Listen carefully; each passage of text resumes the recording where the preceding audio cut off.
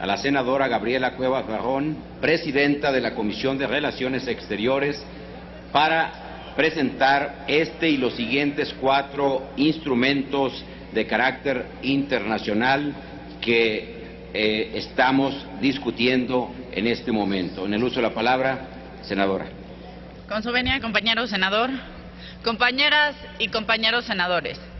El día de hoy, el Senado de la República da un paso histórico en la defensa de los derechos humanos.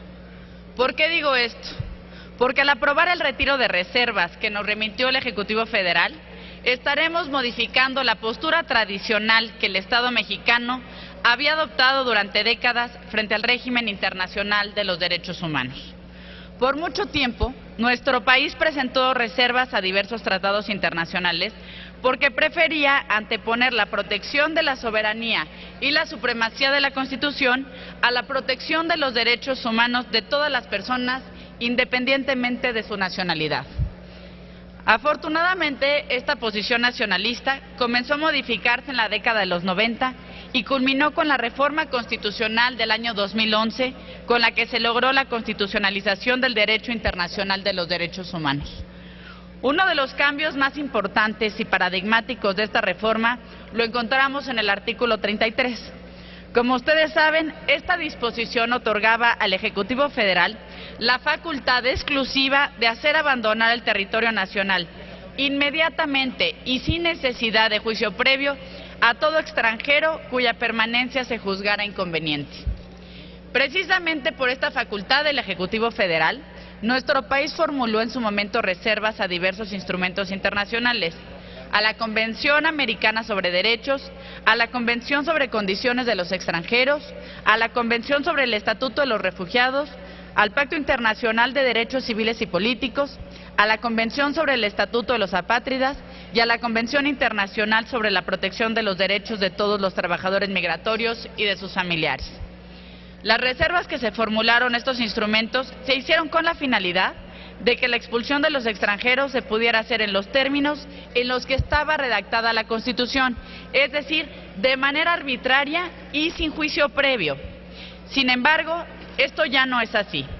Con la redacción actual del artículo 33, el Ejecutivo está obligado a respetar el derecho de audiencia previa de los extranjeros y a seguir el procedimiento administrativo que señala la ley reglamentaria. Cabe decir que a este retiro de reservas se suma el que aprobamos el pasado martes en relación con el fuero militar,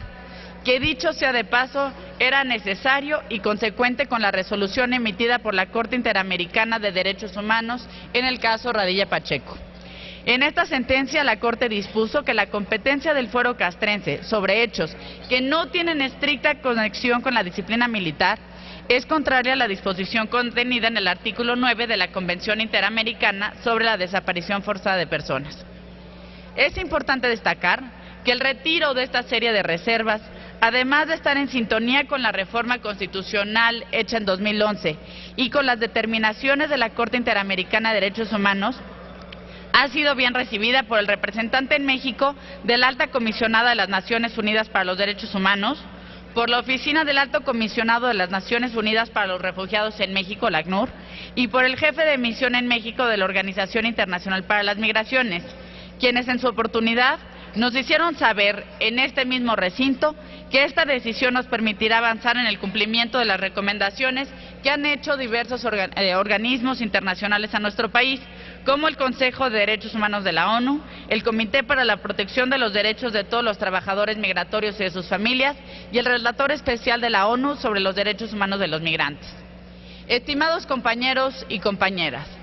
el retiro de estas reservas, además de estar en sintonía con los principios constitucionales de pro persona y progresividad, constituye un reconocimiento esencial de las personas extranjeras al debido proceso y también a la protección procesal y efectiva de las personas en los casos de desaparición forzada.